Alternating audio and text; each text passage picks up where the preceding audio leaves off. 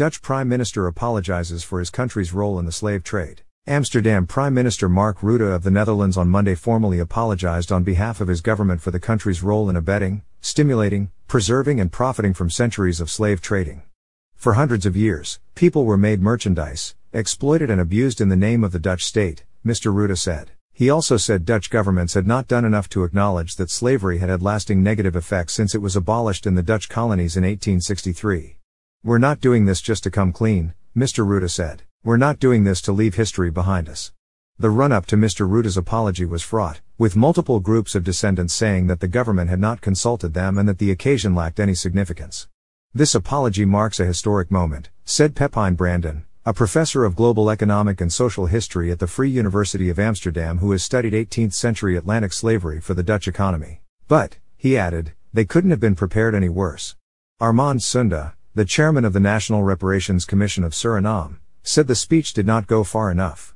"What was completely missing from this speech is responsibility and accountability," he said, emphasizing the need for reparations. July 1 marks 150 years since the end of slavery in the Dutch colonies, and next year was declared a National Year of Remembrance. "Part of the reason the apology happened on Monday," Mr. Rutte said, "was because he wanted to do it before the start of the official commemorations." This month, 6 Surinamese organizations in the Netherlands had hoped to push the apology to that date, but a judge denied their request.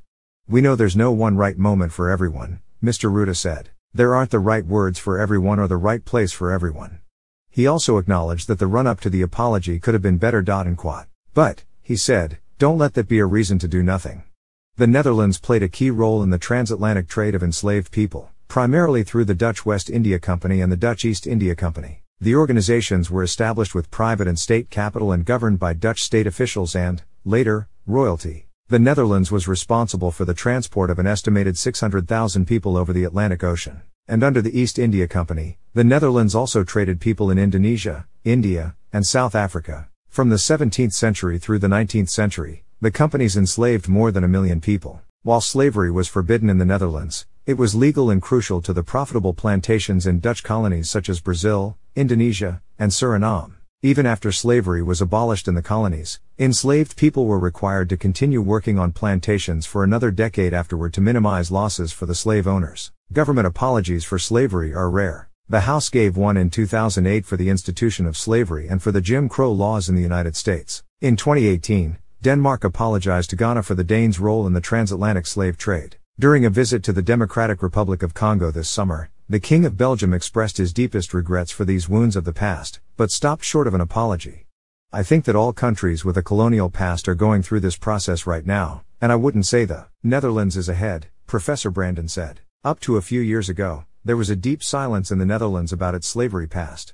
He added that there had also been a backlash to the apologies, mostly among white Dutch people. "A minority of white Dutch people think apologies are necessary," he said. Mr. Rutte admitted that he had changed his mind about the need to apologize for the country's role in the slave trade. His change of heart, he said, was partly spurred by the murder of George Floyd in Minneapolis in 2020. The Dutch government has announced the creation of a €200 million fund to increase awareness and involvement and follow-up about the country's role in slavery. It is also proposing the foundation of an independent remembrance committee. "It's not about money," said Joe Mendes, 34, who has lived in the Netherlands for 20 years after moving from Angola. "The way the Dutch government is trying to bring slavery to the forefront isn't decent." Mr. Mendes said he believed that the government's apology was not sincere, and that many people in the Netherlands still did not take the issues of slavery and racism seriously. On Sunday, the day before the apology, a group of descendants of enslaved people stood in frigid temperatures in front of the Royal Palace in the center of Amsterdam to protest the apology and the way the government had handled it. Many said they felt the apology had been forced upon them.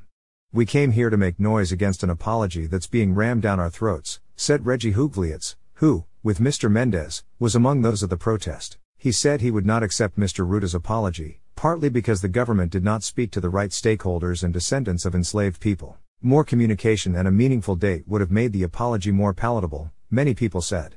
"We want to tell our own history to our children from our own vantage point," said Regilio Bruinhart, who was also at the protest in Amsterdam on Sunday. "The pain isn't that long ago," Mr. Bruinhart added. "My father's grandfather lived through it." Frank Werewind, the Dutch Minister of Legal Protection, who is the only member of the Dutch cabinet of Surinamese descent and is a descendant of enslaved people, was in Suriname on Monday on behalf of the government. Accepting the apology, as expressed by the Prime Minister, is up to each person himself, Mr. Weerewijn said. Now we have to start building together. Ang Coopers contributed reporting from Paramaribo, Suriname.